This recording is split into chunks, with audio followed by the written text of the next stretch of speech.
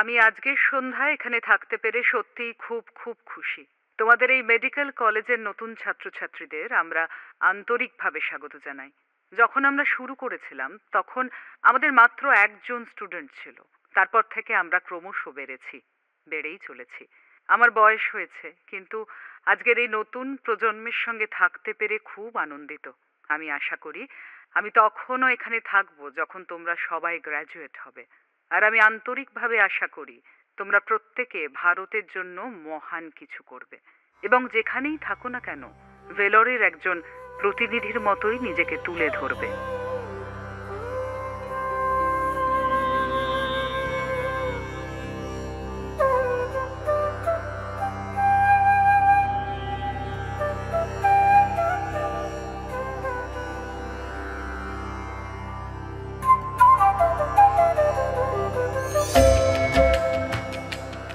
প্রায় ২০০ বছর আগে ভারতের অ্যালোপ্যাথিক চিকিৎসা পরিষেবা ছিল খুবই বিরল, অত্যন্ত বিরল। গুটি কয়েক ডাক্তার ছিলেন, যাদের মধ্যে কেউ কেউ ছিলেন সেনাবাহিনীর সার্জন, আবার কেউ কেউ বিদেশ থেকে আসা মিশনারি ডাক্তার। তবে এদের সকলেই ছিলেন পুরুষ। হাজার হাজার বছরের মানব ইতিহাসে নারীরাই মূলত স্বাস্থ্যসেবার দায়িত্ব পালন করেছেন। তা সত্ত্বেও আধুনিক চিকিৎসা পেশায় প্রবেশের কোনো সুযোগ তাদের ছিল না। একজন নারী ডাক্তার হওয়ার ভাবনাটাকেই সমাজে তাচ্ছিল্য বা উপহাসের চোখে দেখা হতো এবং সেই কারণে তা কার্যত নিষিদ্ধ ছিল।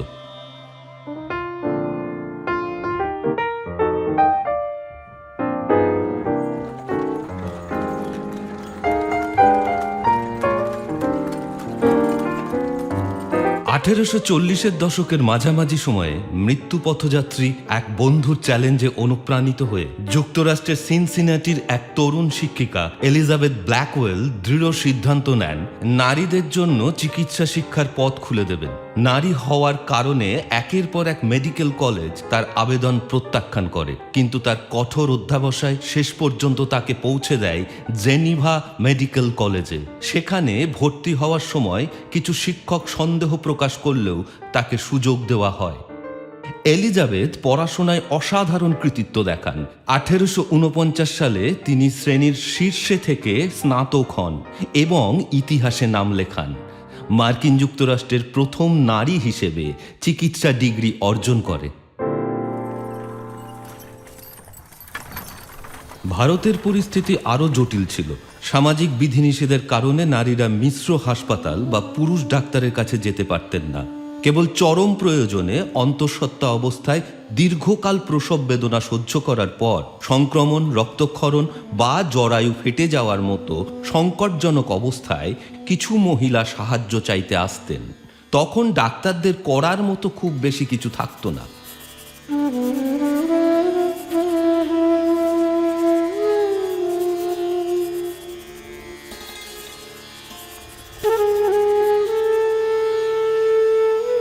এই রকম এক পরিস্থিতিতেই জন্ম নিয়েছিলেন আইডা সোফিয়া স্কার্ডার। আইডা ছিলেন বিশ্বের প্রথম চিকিৎসক মিশনারিদের একজন, রেভারেন্ড ডক্টর জন স্ক্যাডারের নাতনি। ডক্টর জন স্ক্যাডার এমডি এবং তার স্ত্রী হ্যারিয়েট স্ক্যাডার ১৮১৯ সালে যুক্তরাষ্ট্র ত্যাগ করেন এবং বহু বছর সিলনে, বর্তমান শ্রীলঙ্কা, সেবামূলক কাজ করেন। পরে ১৮৩৬ সালে পরিবারটি দক্ষিণ ভারতের মাদ্রাজ শহরে চলে আসে। ১৮৪৯ সালে তাদের একজন জীবিত পুত্রের মধ্যে বড় পুত্র রেভারেন্ড হেনরি মার্টিন স্ক্যাডারের মাদ্রাজ মেডিকেল কলেজে চিকিৎসা পড়া শুরু করেন। তার চিকিৎসা পড়াশুনো শেষ করার পর রেভারেন্ড ডক্টর হেনরি স্কার্ডার তার ভাই উইলিয়াম ও জোসেফ স্কার্ডারের সঙ্গে মিলে আরকট মিশন প্রতিষ্ঠা করেন, যা ছিল রিফর্ম চার্চ অব আমেরিকার একটি শাখা। পালার নদীর তীরে আরকট একটি ঐতিহাসিক শহর। পালার নদীর তীরে ছিল ব্রিটিশ ক্যান্টনমেন্ট রানীপেট। এখানে ১৮৬৬ সালে স্ক্যাডার পরিবারের আর এক সদস্য ডক্টর সাইলাস ডাউনার স্ক্যাডার আরকট মিশনের প্রথম হাসপাতালটি প্রতিষ্ঠা করেন, যা ব্রিটিশ কাবালির ব্যবহৃত ভবনে প্রতিষ্ঠিত হয়। সাইলাস ক্যাডারের হাসপাতাল দ্রুত অনেক পুরুষ রোগীকে আকর্ষণ করেছিল, কিন্তু সামাজিক বিধিনিষেধের কারণে অধিকাংশ মহিলাই মিশ্র হাসপাতাল বা পুরুষ ডাক্তারের কাছে যেতে পারতেন না। তিনি ভারতীয় মহিলাদের জন্ম সহায়ক হিসেবে প্রশিক্ষণ দেওয়ার জন্য আন্তরিক চেষ্টা করেছিলেন, কিন্তু তার আবেদনগুলো অগ্রাহ্য হয়েছিল। অবশেষে গুরুতর অসুস্থ অবস্থায় তিনি আমেরিকায় ফিরে যান। মাত্র 44 বছর বয়সে তিনি মারা যান। রানীপেট হাসপাতালটি সাইলাসের ছোট ভাই রেভারেন্ড ডক্টর জন স্কার্ডার দ্বিতীয় এর তত্ত্বাবধানে চলে আসে। 1870 সালের 9 ডিসেম্বর রানীপেট মিশনের আঙিনায় জন স্কার্ডার দ্বিতীয় এবং তার স্ত্রী সোফিয়া ওয়েল্ড স্কার্ডার তাদের ষষ্ঠ সন্তানকে স্বাগত জানান, তাদের প্রথম কন্যা।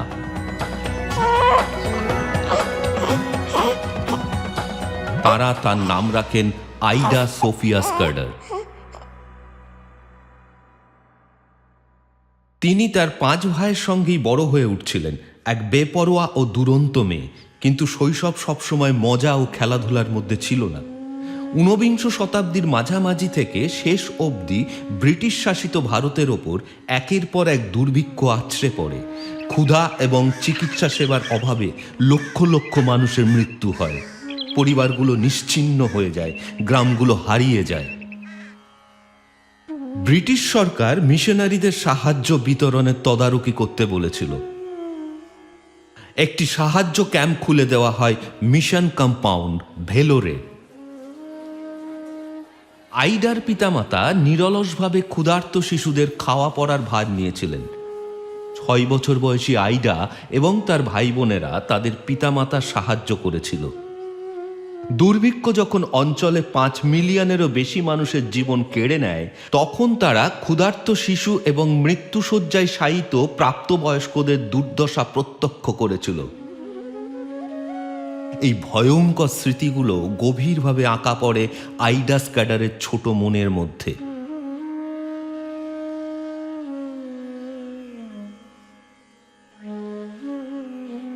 স্কার্ডার পরিবার ছুটিতে আমেরিকায় কিছু সময় কাটিয়ে যখন ভারতে ফিরে আসেন, আইডাকে নর্থফিল্ড সেমিনারি গার্লস স্কুলে রেখে আসা হয়। ভারতীয় অভিজ্ঞতায় তিনি মানসিকভাবে আঘাতপ্রাপ্ত হয়েছিলেন এবং বিরক্ত ছিলেন যে তার পিতামাতা তাকে ফেলে রেখে সেই কঠিন কাজ করতে ফিরে গিয়েছিলেন। ফলে তিনি অবাধ্য, চঞ্চল এবং প্রায়ই তার শিক্ষকদের সঙ্গে সমস্যায় পড়তেন। 20 বছর বয়সে আইডার নিজের জীবনের বিষয়ে ধারণা আলাদা ছিল। তিনি অন্য সাধারণ আমেরিকান মেয়ের মতো জীবন কাটাতে চেয়েছিলেন। আমি ভালো জামা কাপড়ের খোঁজে ছিলাম, যা পরলে আমার দেখতে ভালো লাগে। কিন্তু হায়, আমার মন খুবই খারাপ হয়ে যাচ্ছে। আমার কোনো জিনিসই আমার ভালো দেখাচ্ছে না।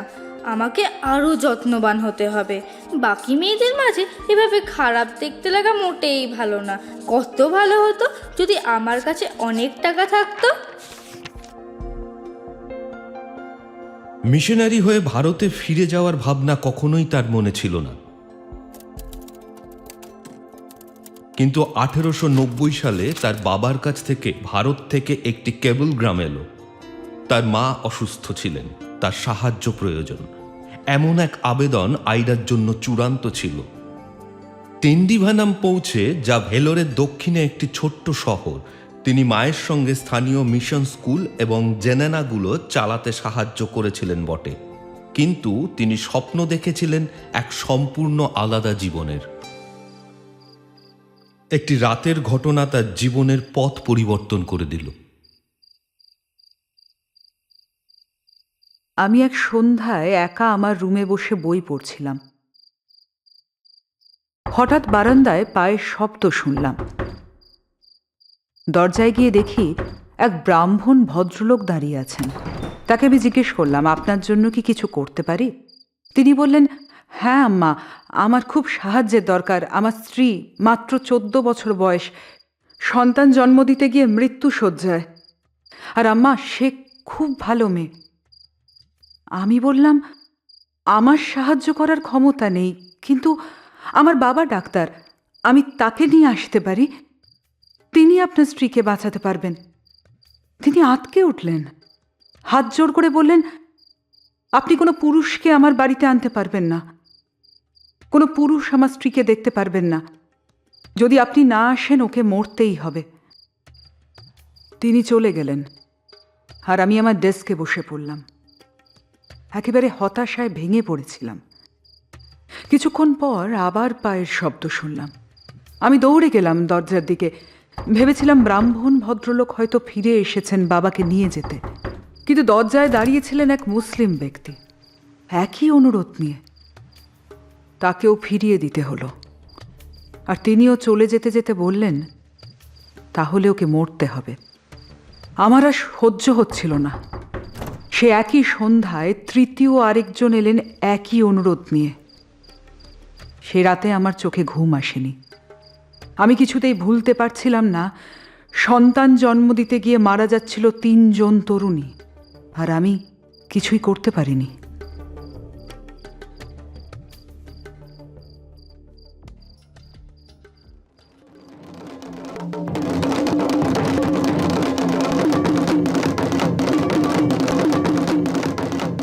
পরদিন সকালে তিনি শুনতে পেলেন সব যাত্রায় ঢোলের শব্দ। সেই রাতেই 3 জন তরুণী মারা গিয়েছিলেন, শুধু এই কারণে যে সেখানে তাদের সাহায্যের জন্য কোনো মহিলা ছিলেন না।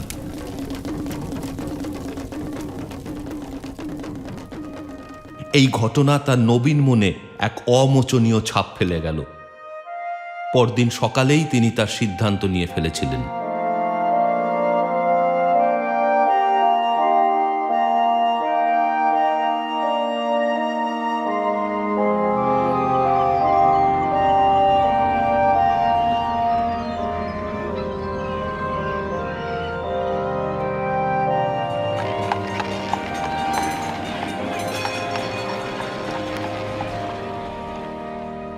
চব্বিশ বছর বয়সে আইডা ভর্তি হলেন ফিলাডেলফিয়ার উইমেন্স মেডিকেল কলেজ অব পেনসিলভানিয়ায়। এলিজাবেথ ব্ল্যাকওয়েল তার ব্যাচের শীর্ষে থেকে পাশ করার 40 বছর পরও তখনও অধিকাংশ নামকরা মেডিকেল কলেজে শুধুমাত্র পুরুষদেরই ভর্তি নেওয়া হতো।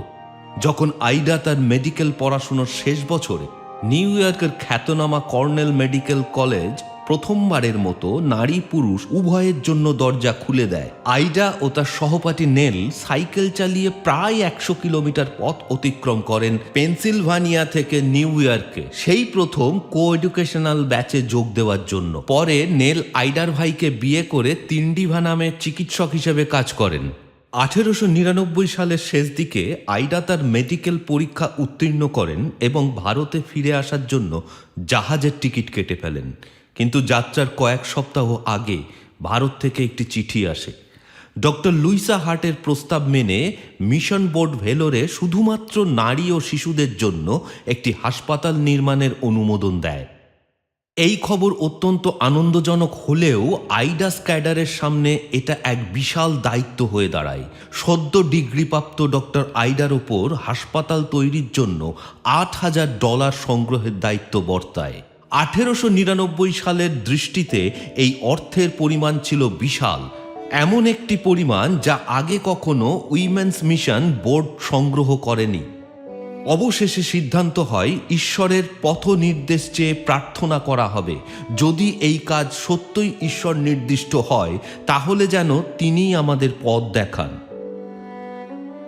পরবর্তী কয়েক সপ্তাহ ধরে আইডা বিভিন্ন গির্জায় ঘুরে ঘুরে মেয়েদের সঙ্গে দেখা করলেন, নিজের কথা শোনালেন, কিন্তু সব মিলিয়ে মাত্র কয়েকশো ডলার উঠল। কাজটা প্রায় অসম্ভব বলে মনে হচ্ছিল। এই অসহায় অবস্থাটিকে ঈশ্বরের হাতে সঁপে দেওয়ার পর আইডারের দেখা হয় রবার্ট শেলের সঙ্গে। নিউ ইয়র্কের মার্বেল কলেজিয়ান চার্চের সদস্য ও একজন অবসরপ্রাপ্ত ব্যাংকার। আগের মতোই আইডা তাকে ভারতের নারীদের করুণ অবস্থা বোঝান। 84 বছর বয়সী রবার্ট শেল, যিনি আজও বহু বছরের সঙ্গিনী মেরি ট্যাবার শেলের মৃত্যুতে শোকাহত, 29 বছর বয়সী আইডাকে চাওয়া মাত্রই $10,000 দেন, বরং আরও বেশি দেন। তিনি হাসপাতালের জন্য প্রয়োজনীয় যন্ত্রপাতিও কিনে দেন, যা তাঁর প্রয়াত স্ত্রী মেরির স্মৃতির উদ্দেশ্যে ভেলোরে স্থাপিত হবে। প্রভু সত্যিই তার পথ স্পষ্ট করে দেখিয়েছিলেন।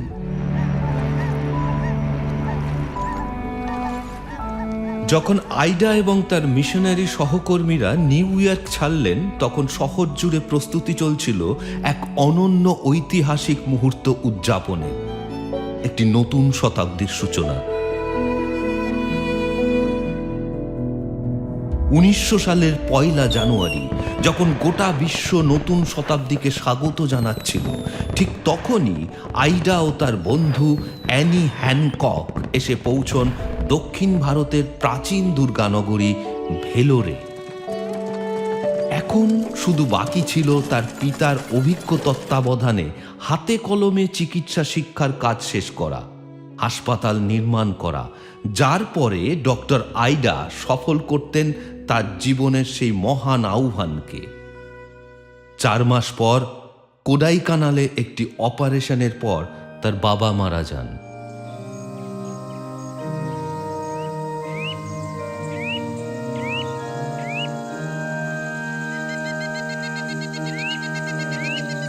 আইডা ভেঙে পড়েছিলেন।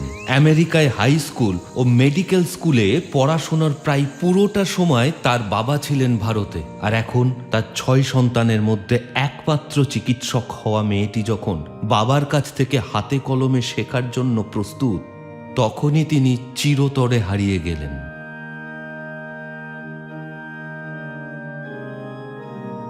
মেন্টর নেই, প্রায় কোনো ব্যবহারিক প্রশিক্ষণ নেই, হাসপাতালও তখন তৈরি হয়নি। কিছুদিনের জন্য আইডার পক্ষে আবার স্টেথোস্কোপ হাতে নেওয়াটা অসহনীয় হয়ে পড়েছিল।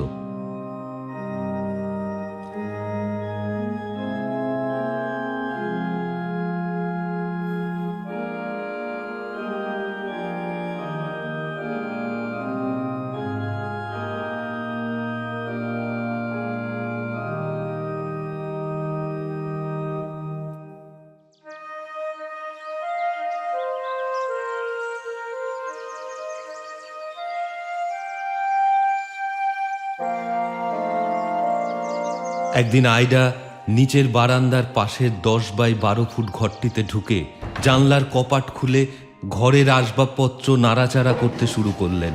আইডা বললেন, আমার ডিসপেন্সারি। আইডার মা জিজ্ঞেস করলেন, ঘরটা কি খুব ছোট হয়ে যাবে না মা? বললেন আইডা, একদম যথেষ্ট। একটি বারান্দা ছিল যেখানে রোগীরা অপেক্ষা করতে পারবে, জানলাটা ছিল ছায়াযুক্ত দিকে, সেখান থেকে ওষুধ দেয়া যাবে। তাছাড়া হাসপাতাল তৈরি হতে আরও কয়েক মাসই বাকি। সেই দিনই তিনি একজন কাজের লোককে শহরে পাঠালেন খবর ছড়িয়ে দিতে, আবার অসুস্থ এবং আহতরা মিশন বাংলোয় আসতে পারেন চিকিৎসার জন্যে।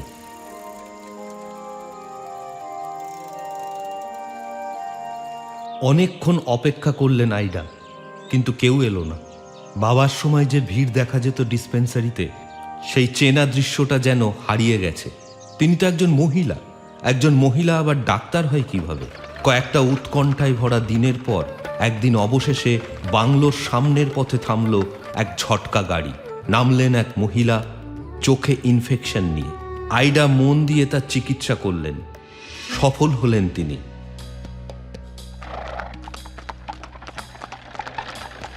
খবর ছড়িয়ে পড়ল দ্রুত, ধীরে ধীরে বাড়তে লাগলো রোগীর সংখ্যা। আর 15 দিনের মধ্যেই প্রতি সকালে ডিসপেন্সারির দরজা খুলতেই দেখা যেত বারান্দায় ছোট ছোট দলে অপেক্ষায় বসে আছেন রোগীরা। 1901 সালের মধ্যে আইডার দিনগুলো খুব ব্যস্ত হয়ে উঠল। সকালে 8টার আগেই ঘোড়ার গাড়ি জুটকা নিয়ে রোগীদের বাড়িতে যাওয়া, একটা জমজমাট আউটপেশেন্ট ক্লিনিকে ডাক্তার, নার্স, ফার্মাসিস্ট হিসেবে কাজ করা এবং শহর থেকে জরুরি ডাকে তড়িঘড়ি সাড়া দেওয়া। তাই দ্রুত প্রশিক্ষিত সহকর্মীদের খুবই দরকার ছিল, কিন্তু তখন এমন কেউ ছিল না। আইডা নতুন করে ব্যবস্থা নিলেন। তার প্রথম সহকারী ছিল মেডিকেল ট্রেনিংহীন কিন্তু উৎসাহী ও বুদ্ধিমতী। তিনি রান্নার লোকের স্ত্রী সালমকে নিয়েছিলেন, যাকে জখম সারানো, চিকিৎসার কথা বোঝানো ও ওষুধ দেওয়ার কাজ শিখিয়েছিলেন। ছোট ঘরটিতে আরও বেশি রোগী থাকার ব্যবস্থা করা হলো। 1901 সালের 9 সেপ্টেম্বর হাসপাতালের ভিত্তিপ্রস্তর স্থাপন করা হলো এবং 1902 সালে মেরি টেবারসেল মেমোরিয়াল হাসপাতাল চালু হলো।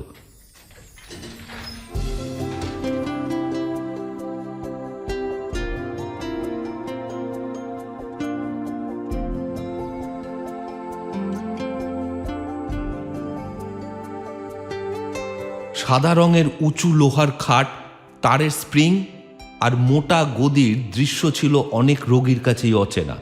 তারা মাটিতে চাটাই পেতে শুতেই অভ্যস্ত ছিলেন। একাধিকবার আইডা ওয়ার্ডে ফিরে এসে দেখেছেন রোগী চাদর মুড়িয়ে নিশ্চিন্তে ঘুমোচ্ছেন বিছানার নিচে, বিছানার ওপরে নয়। এই হাসপাতালের পর্যাপ্ত উপকরণে প্রস্তুত অপারেশন থিয়েটারে শুরু হলো সার্জারি, আর সালম শিখতে শুরু করলেন সেই সব সার্জারিতে ক্লোরোফর্মের ব্যবহার। পরবর্তী কয়েক বছরে এসে যোগ দিলেন গ্যানাম্বল, একজন প্রশিক্ষিত কম্পাউন্ডার। পরবর্তী 50 বছর ধরে তিনি আইডার একান্ত বন্ধু ও নির্ভরযোগ্য সহকারী ছিলেন। ডক্টর লুইসা হার্ট ও তার বোন লিনিয়ান হার্ট, যিনি ছিলেন একজন প্রশিক্ষিত নার্স। হাসপাতালে তখন শুরু হয়েছে নার্সিং ও ফার্মাসি সহকারীদের প্রশিক্ষণ। 1909 সালে অভিজ্ঞ নার্স ডেলিয়া হাউটন যোগ দেওয়ার পর প্রাতিষ্ঠানিক নার্সিং প্রশিক্ষণ শুরু হয়। এই প্রশিক্ষণের দায়িত্বেও ছিলেন ডক্টর আইডা নিজে। হাসপাতাল চালুর পর খুব দ্রুতই বিভিন্ন ধরনের অস্ত্রোপচার শুরু হয়, কিন্তু ডক্টর আইডার মনে হয়েছিল আশেপাশের গ্রামীণ হাসপাতালগুলোতে আরও বেশি সেবার প্রয়োজন আছে।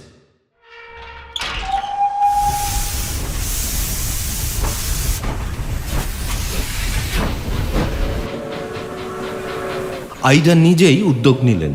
প্রথমে জুটকা আর ট্রেনে করে গ্রামীণ ক্লিনিক শুরু করলেন। এরপর একটি গরুর গাড়িকে ডিসপেন্সারিতে রূপান্তরিত করে দূরের গ্রামগুলোয় যাতায়াত করলেন। পরে তার আমেরিকান এক বন্ধুর উপহার হিসেবে ভেলোর শহরে প্রথম মোটর গাড়ি পিউজো হাসপাতালে যুক্ত হলো। সেবার পরিসর আরও বিস্তৃত হলো। প্রথম দিকে গ্রামবাসীরা যখন ওই 1 সিলিন্ডারের পিউজো গাড়ি দেখে সামনে আসতো, তারা ভয় পেয়ে চিৎকার করত, শয়তান আসছে, শয়তান আসছে।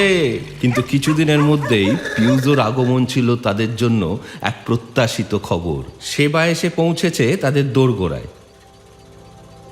একজন আমেরিকান দর্শনার্থী বিস্মিত হয়ে তাকিয়েছিলেন। গাড়ির চালকের সিটে বসেই ডক্টর আইডা এক রোগীর দাঁত তুলে দিলেন। ডক্টর আইডা বুঝিয়ে বললেন, ইঞ্জিন বন্ধ করলে হয়তো আবার চালু করা যাবে না। পিউজোর পরবর্তী গাড়িগুলির মধ্যে ছিল একটি 5 যাত্রী গাড়ি, যেখানে 10 জন মানুষ ছাড়াও ওষুধের বাক্স, পাউডার ব্যাগ, স্টেরাইল ড্রেসিং এবং যন্ত্রপাতি বহন করা যেত। হাসপাতালের মতোই পথের ধারে ক্লিনিক চালানোর সময়ও নানা রকম মেডিকেল সমস্যার সম্মুখীন হতে হতো ডক্টর আইডাকে।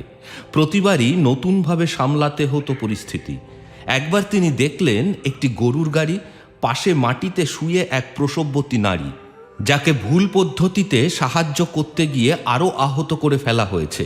স্বাভাবিকভাবেই প্রসব করানো আর সম্ভব নয়। হাসপাতালে নিয়ে যাওয়ার সময়ও নেই। সঙ্গে সঙ্গে গরুর গাড়িটিকে অপারেশন টেবিলে বদলে ফেললেন আইডা। নার্স অস্ত্রোপচারের যন্ত্রপাতি এগিয়ে দিচ্ছিলেন, আর গাড়ির চালক কেরোসিনের চুলায় ফুটিয়ে চলছিলেন গরম জল। আইডা প্রাণপণে কাজ সম্পন্ন করলেন। সন্তানটি মৃত জন্মালেও মার প্রাণ রক্ষা পেল। দ্বিতীয় দশকে পদার্পণ করতেই নিজের সাফল্যের ওজনে যেন চাপা পড়ে যাচ্ছিলেন ডক্টর আইডা। প্রতিদিনের আউটডোরের শতাধিক রোগী, সপ্তাহে কয়েকশো পথ চিকিৎসার রোগী, নিয়মিত অস্ত্রোপচার, উপচে পড়া ওয়ার্ড, আর দিন কিংবা রাত যে কোনো সময়েই ডাক পড়ত প্রসবকালীন জটিলতা নিয়ে। এমন ব্যস্ত সময়েই তার চিকিৎসক সহকর্মী লুইসা হার্ট অন্য এক হাসপাতালে বদলি হলে বন্ধুরা উদ্বিগ্ন হয়ে পড়েন। জোসেফিন হপকিন্স লিখেছিলেন, তুমি নিজের কাঁধে যে পরিমাণ দায়িত্ব তুলে নিয়েছ তা সত্যিই যেন অসহ্য। শুধু পরিশ্রম নয়, তার সঙ্গে মানসিক চাপ আর দায়িত্ববোধ। ভয় হচ্ছে তুমি ভেঙে পড়বে। কিন্তু আইডা নিজের কাছ থেকে মুখ ফিরিয়ে নিতে পারলেন না। হাজার হাজার মানুষ কাঁদতে কাঁদতে শেল হাসপাতালের কাছে সাহায্যের জন্য আর্তনাদ করছে, আর আমরা আমাদের চোখ ঢেকে রাখি যাতে সেই সাহায্য প্রার্থী হাতগুলো দেখতে না পাই। আমাদের মন বেদনায় ভেঙে পড়ে, কারণ সাহায্য করার ইচ্ছে থাকলেও সময় নেই, আর বাড়ির মানুষরাও লজ্জায় মুখ ঢেকে রাখে। ভারতের মানুষের প্রয়োজন, বিশেষ করে ভারতীয় নারীদের প্রয়োজন, তখনও আগের মতোই বিশাল ছিল। আর তখন ডক্টর আইডা সম্পূর্ণ ক্লান্ত ও শারীরিক ও মানসিকভাবে দুর্বল হয়ে পড়েছিলেন, ঠিক যেটা তার বন্ধুরা আগে থেকেই ভয় করছিল। তাই তাকে 3 মাস বিশ্রামের জন্য কোডাইকানালের এক একান্ত পাহাড়ি বাংলোয় পাঠানো হয়।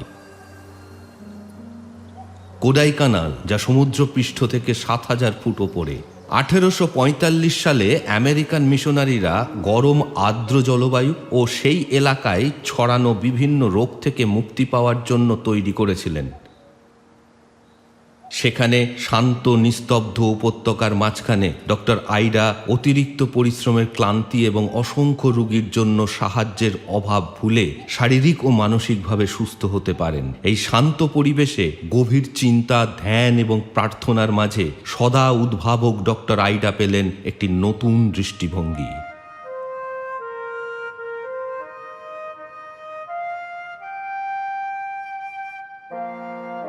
1913 সালের গ্রীষ্মে মিশনারি সম্মেলনে উৎসাহী আইডা বললেন, আমি প্রস্তাব দিচ্ছি দক্ষিণ ভারতে নারী ডাক্তার তৈরি করার জন্য একটি আন্তঃসাংগঠনিক মেডিকেল কলেজ শুরু করা হোক। তার পরিকল্পনার বিরুদ্ধে সঙ্গে সঙ্গে প্রতিবাদ উঠল। এরকম একটি প্রকল্পের জন্য পয়সা করি কোথায়? সরকার অনুমোদন দেবে না। শিক্ষক মণ্ডলী আসবে তো? শিক্ষার্থী থাকবে কি? পুরনো কুসংস্কারগুলো তখনও ছিল, শুধু পশ্চিমে নয়, ভারতেও। মিশনারি সম্মেলনে হতাশার মধ্যে থেকেও আইডা সহজে হাল ছাড়ার লোক ছিলেন না। আর কিছু মানুষও ছিলেন যারা তার দৃষ্টিভঙ্গিতে বিশ্বাস করতেন। স্বাস্থ্য ও উদ্যমে পুনরুজ্জীবিত হয়ে 1913 সালের অগাস্টে আইডা ফিরে এলেন শেল হাসপাতালে। এইবার তিনি একা ছিলেন না। নবীন ডক্টর লিলিয়ান কুক মিশনে যোগদান করায় শেল হাসপাতালের কাজ খুব দ্রুত সম্প্রসারিত হতে শুরু করল। আইডা তার স্বপ্নকে প্রার্থনায় ভগবানের হাতে তুলে দিলেন। যদিও ভারতে তিনি বেশি সহযোগিতা পাননি, তিনি জানলেন যে কিছু আমেরিকান মহিলা বিশ্ব ভ্রমণে বেরিয়েছেন, যারা নারী মিশনারিদের প্রয়োজন নিয়ে গবেষণা করছে। যদিও ভেলোর তাদের যাত্রাপথে ছিল না। আইডা আমেরিকান ব্যাপটিস্ট নেত্রী লুসি পিবার্ডিকে চিঠি লিখে হাসপাতাল পরিদর্শনের আমন্ত্রণ জানালেন। তারা কাটপাড়ি রেলওয়ে জংশনে যাত্রা বিরতি দিয়ে শেল হাসপাতালে এলেন। সেখানে তারা হাসপাতালের কর্মরত নারীদের, চিকিৎসা নেওয়া নারীদের এবং এমন মহিলাদের সঙ্গে দেখা করলেন যাদের কন্যাদের সুযোগ দিলে তারা মিশনারিদের চিকিৎসা সংক্রান্ত চাহিদা পূরণে সাহায্য করতে পারবে। পিবডি অতিথি প্রবেশিকায় লিখেছেন, সবচেয়ে আন্তরিক স্মৃতিসহ খ্রিস্ট সদৃশ্য এই কাজের জন্য। তার বন্ধু হেলেন মন্টেগোমারি লিখেছেন, শেল হাসপাতালের মাধ্যমে আমাদের সবাইয়ের সামনে এক মহিয়ান নারীর অসাধারণ কাজ উন্মোচিত হয়েছে। ডক্টর আইডা তার অতিথিদের মুগ্ধ করেছিলেন। তারা যদিও অচেনা, বিভিন্ন পেশার এবং বিভিন্ন খ্রিস্টান উপসাধ্যের সদস্য, তবুও তারা সবাই দেখতে পেলেন প্রয়োজন ও সম্ভাবনা। পিবডি আইডাকে আশ্বস্ত করেছিলেন যে তিনি শত শত চার্চের নারীদের একত্রিত করবেন ভেলোরে একটি নারীদের মেডিকেল স্কুল প্রতিষ্ঠার জন্য। এরপর আইডা মাদ্রাজ সরকারের কর্নেল জন অ্যাটকিনসনের সাহায্য নিলেন। তাকে ভেলোরের বড় হাসপাতালে প্রয়োজনীয়তার বিষয়ে বোঝালেন এবং শহরের বাইরের এক উপযুক্ত জায়গার কথা বললেন হাসপাতালের ভবনের জন্য। কর্নেল জন অ্যাটকিনসন সাহায্য করার প্রতিশ্রুতি দিলেন। এইসব অগ্রগতির পর আইডার প্রস্তাবের 1 বছর পরই কোডাইকানাল মিশনারি কনফারেন্স প্রস্তাবের পক্ষে একটি সিদ্ধান্ত নিল। ডক্টর আইডা আবারও আত্মবিশ্বাসে ভরে উঠলেন এবং 1914 সালে আমেরিকা যাওয়ার ছুটির প্রস্তুতি নিলেন, যেখানে তার কাজ ছিল একটি মেডিকেল কলেজের জন্য তহবিল সংগ্রহ করা।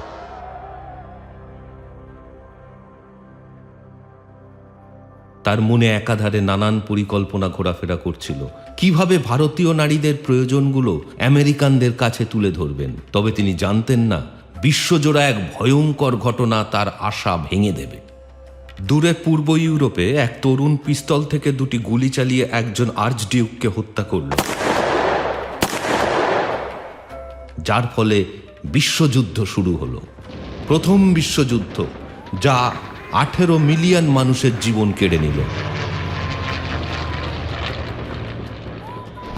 অর্থাভাবের সময় ছিল।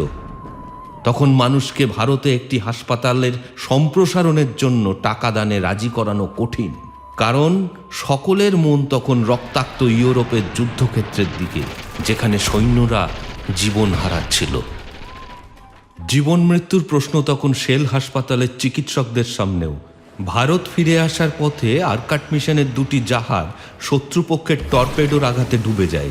লুস্টানিয়া জাহাজে মারা যান রেভারেন্ড বিটি, আর ডক্টর আইডার অতি প্রিয় সহকারী ডক্টর লিলিয়ান কুক স্কটল্যান্ড থেকে ভারতে ফেরার পথে পার্সিয়া নামের জাহাজে, সেটিও জার্মান সাবমেরিনের হামলায় কয়েক মিনিটের মধ্যে ডুবে যায়। ঠিক সেই মুহূর্তে লিলিয়ান সাগরে ঝাঁপিয়ে পড়ে কোনোভাবে একটি লাইফ বোট পর্যন্ত সাঁতরে যেতে সক্ষম হন। 1 সপ্তাহ পর তিনি বম্বে পৌঁছন এবং সেইখানেই বিয়ে করেন তার বাগদত্তা রেভারেন্ড জন ওয়ার্নসুইসকে, যিনি ভেলোরে কর্মরত ছিলেন একজন আরকাট মিশনারি হিসেবে।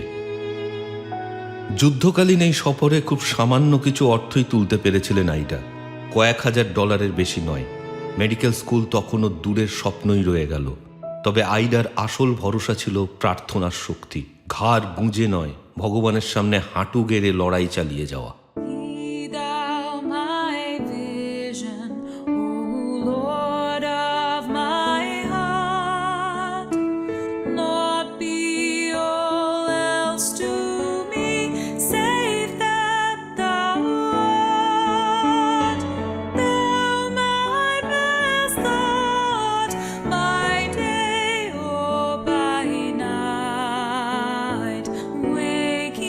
যখন সব দিক থেকে অর্থ সংগ্রহের রাস্তা বন্ধ হয়ে আসছিল, ঠিক তখনই আশ্চর্যজনকভাবে খুলে গেল একটি নতুন দুয়ার।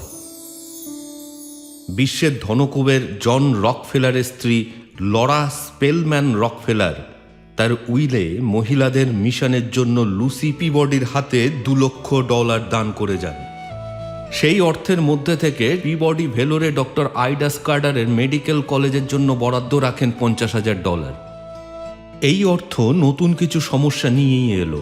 অনেকে প্রশ্ন তুললেন, নারী চিকিৎসা কলেজ কি ভেলোরের মতো একটা ছোট্ট শহরে হওয়া উচিত? বরং মাদ্রাজ শহরের নতুন গড়ে ওঠা আর্টস কলেজের পাশেই এটি গড়ে তোলা হোক, এমনই মত দিলেন কিছু মিশনারি বোর্ড। কিন্তু এক নারী চিকিৎসা কলেজের প্রয়োজন ছিল তার থেকেও বেশি, একটি ব্যস্ত, সুশৃঙ্খল, কার্যকর হাসপাতাল।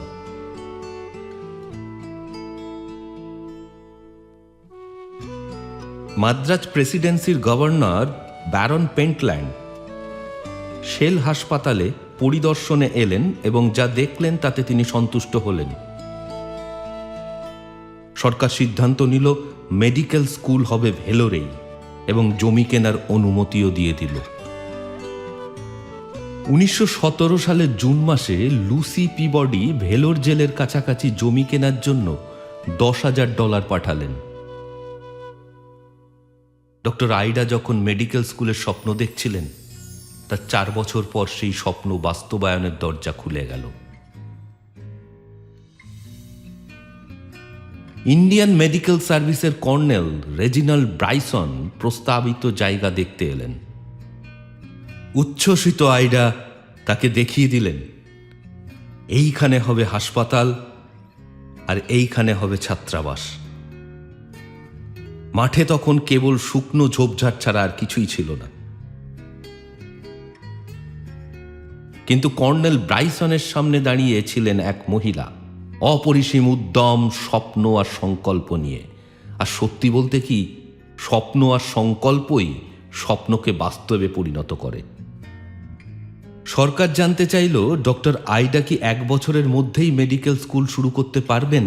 বিশ্বযুদ্ধ তখনও চলছে, গোটা দেশ জুড়ে ডাক্তারদের চাহিদা। আইডার জবাব ছিল, অবশ্যই পারব। কিন্তু সমস্যা ছিল অনেক। না ছিল হস্টেল, না ছিল শিক্ষক, না ছিল ভবন, এমনকি ছাত্রছাত্রীও নেই। তবু মেডিকেল স্কুলের অন্তর্বর্তী কমিটি দ্রুত গতিতে কাজ শুরু করল। ডক্টর আইডা স্কার্ডারকে করা হলো প্রিন্সিপাল, আর দ্বিতীয় শিক্ষক ডক্টর ম্যাকফেইল ধার নেওয়া হলো দক্ষিণ ভারতের আরেকটি মিশন হাসপাতাল থেকে। তাহলে ল্যাবরেটরিগুলো কি হবে? স্থানীয় ভুরিস কলেজের ল্যাবরেটরিগুলো কি ভাড়া নেওয়া যাবে? পরিকল্পনা হলো সকাল সকাল কলেজ শুরুর আগে ছাত্রীদের ব্যবহার করতে দেওয়া হবে সেগুলি। হস্টেল। রাস্তার ধারে ভুরিস কলেজের কাছাকাছি সদ্য খালি হওয়া দুটি বাংলো ভাড়া নেওয়া হলো। একটি খড়ের ছাউনি দেয়া ঘর বানানো হলো ডাইসেকশনের জন্য। স্থানীয় কলেজের রসায়নের অধ্যাপক মিস্টার থমাস হ্যারিসকে অস্থায়ী ভিত্তিতে নিযুক্ত করা হলো। ডক্টর মেরি স্যামুয়েল সদ্য পাশ করা একজন ভারতীয় চিকিৎসক ডাইসেকশন ডেমনস্ট্রেটর হিসেবে দায়িত্ব নিলেন। আইডা দ্রুত এক পাতার একটি বিজ্ঞাপন লিখে ফেললেন। আবেদন আসতে শুরু করল।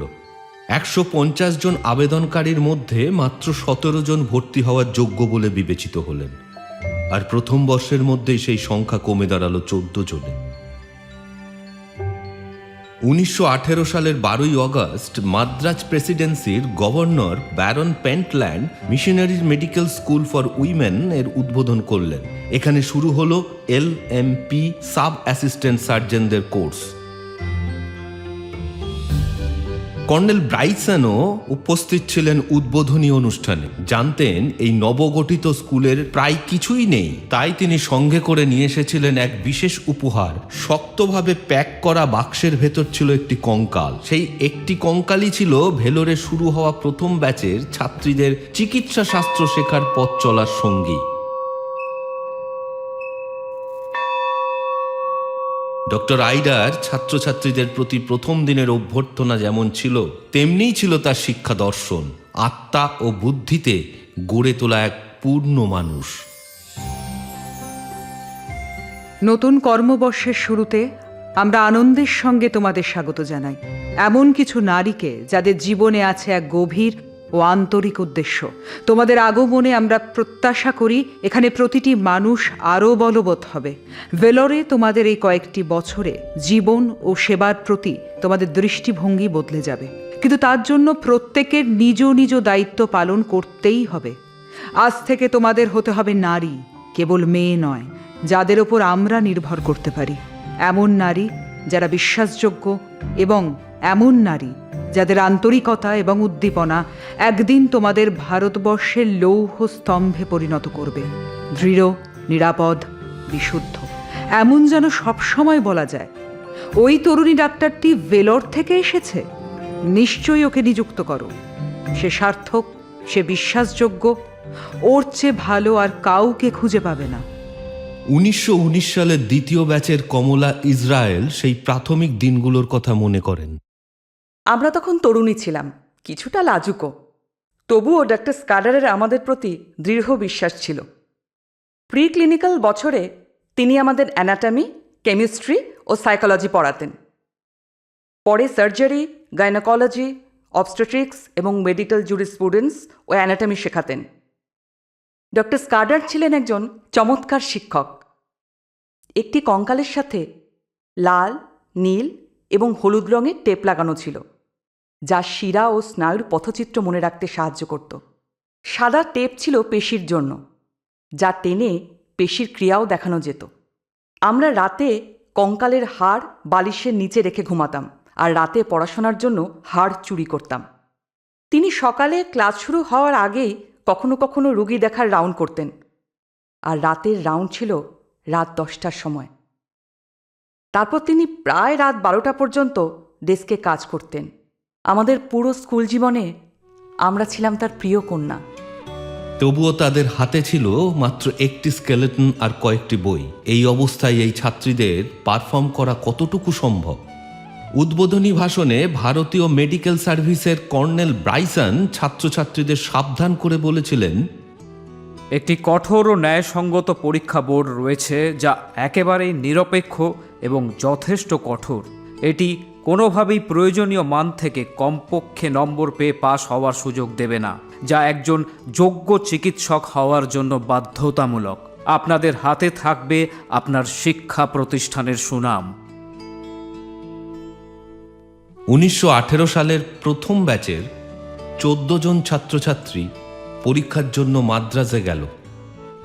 সেই বছরের LMP স্কুলগুলোর গড় পাশের হার ছিল মাত্র 34%। বাস্তবসম্মতভাবে কতজনের পাশ করার কথা কর্নেল ব্রাইসন পরীক্ষার কঠোরতার কথা 1 বছর আগে যিনি জানিয়েছিলেন, তিনি একটি নোটে ডক্টর আইডাকে খবরটা জানালেন। আপনাদের ফলাফল কখন পাঠানো হবে তা আমি জানি না, তাই আমি আপনাকে জানাতে লিখছি যে প্রথম ব্যাচের সব 14 জন ছাত্রী পাশ করেছে। আমি খুব খুশি। শুভেচ্ছান্তে, ব্রাইসন। আইডার মেয়েরা মাদ্রাস প্রেসিডেন্সির LMP স্কুলগুলোর রেকর্ড ছাড়িয়ে গিয়েছিল।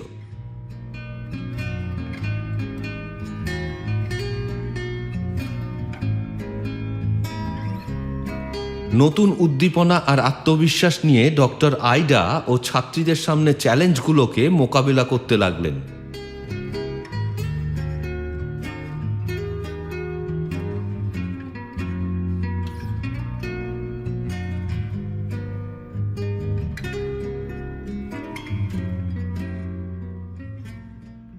উনিশশো সালে ইনফ্লুয়েঞ্জা মহামারী ভেলোরে পৌঁছেছিল। শেল হাসপাতালে বহু রোগী ও কর্মী ফ্লুর কাছে পরাজিত হয়। জমিদাররা মেডিকেল স্কুলকে ভাড়া নেওয়া ভবনগুলো ত্যাগ করতে বলল। শহরের মাঝখানে 5 একর জমির ওপর দ্রুত একটি হোস্টেল নির্মাণ করা হয় এবং সেটির নাম রাখা হয় Rachel Phil Brown nurses home, এক যুবতী কনের নামে, যার বিয়ে উপলক্ষে পাওয়া উপহারগুলো মেডিকেল স্কুলের জন্য অনুমোদন হিসেবে দেওয়া হয়েছিল। বাংলোর ওপরের একটি ঘরে ডক্টর আইডা প্রতি সপ্তাহে ছাত্রছাত্রীদের সঙ্গে প্রার্থনার জন্য মিলিত হতেন। কানাডিয়ান ডাক্তার জেসি ফিনলে এবং তার বোন এলিজাবেথ ফিনলে পূর্ণকালীন শিক্ষক হিসেবে নিয়োগ লাভ করেন।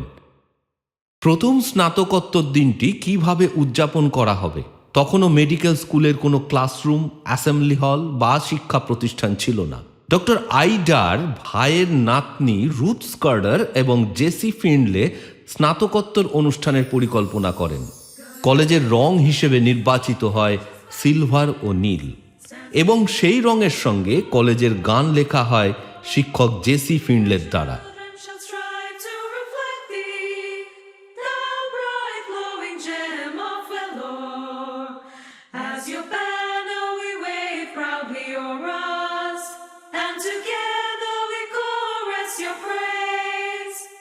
পাঁচ একর শহরের জমিতে একটি সাদা তাঁবু টাঙানো হয় এবং 24শে মার্চ 1922 প্রথম স্নাতকোত্তর অনুষ্ঠান অনুষ্ঠিত হয়।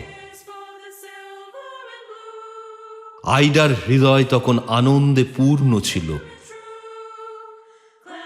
আহা, যদি তোমরা ওদের দেখতে পেতে, তিনি লিখেছিলেন। কোমল সাদা সিল্কের শাড়ি আর কলেজের নীল ও সিলভার রঙের সঙ্গে তারা মঞ্চে প্রবেশ করল। 14টি প্রিয়, সাহসী ও মিষ্টি মেয়েরা প্রস্তুত ছিল ভারতের মানুষের সেবা করতে। শ্রোতাদের চোখে জল। আমি মনে করি আমার জীবনে আর কখনো আমি এমন আনন্দ ও কৃতজ্ঞতার উচ্ছ্বাস অনুভব করব না। ডক্টর আইডা তার প্রথম স্নাতকদের উদ্দেশ্যে যে কথা বলেছেন, সেসব কথা প্রতিটি বর্ষের স্নাতকদের জন্য আজও প্রযোজ্য। অনেক কিছু অর্জনের আনন্দ তোমাদের উল্লাস দেবে, তবে সামনে অনেক কাজ বাকি আছে। প্রতিটি পাহাড়ের চূড়ার চারপাশে উপত্যকা থাকে, আর এই উপত্যকাগুলো পার করতে হবে বড় উচ্চতায় পৌঁছানোর আগে। হাসি মুখে, মাথা উঁচু করে, শান্ত মনোভাব নিয়ে প্রতিবন্ধকতার মুখোমুখি হও। তুমি যদি সঠিক এবং সত্য নীতির জন্য লড়াই করো, তাহলে শান্ত ও দৃঢ় থেকো এবং অবিরত লড়াই চালিয়ে যাও যতক্ষণ না তুমি সফল হও। ভুল করবে অবশ্যই, কিন্তু সেগুলো স্বীকার করতে সব সময় প্রস্তুত থেকো। ভবিষ্যতের জন্য স্বপ্ন দেখো না, বরং প্রতিদিনের কাজ ভালোভাবে করার উচ্চাকাঙ্ক্ষা রাখো। শান্তি, আত্মবিশ্বাস এবং পবিত্র ফলপ্রসূ জ্ঞান তোমাদের উপর সর্বদা বর্ষিত হোক। আর সব থেকে বড় এবং মহৎ আশীর্বাদ, তোমরা সর্বদা মহান চিকিৎসক খ্রিস্টের পদাঙ্ক অনুসরণ করো। ভবিষ্যতে আমরা একসঙ্গে ভারতের জন্য কাজ করব, যাতে সে বিশ্বের মহান জাতিদের মধ্যে নিজের সঠিক স্থান পায়।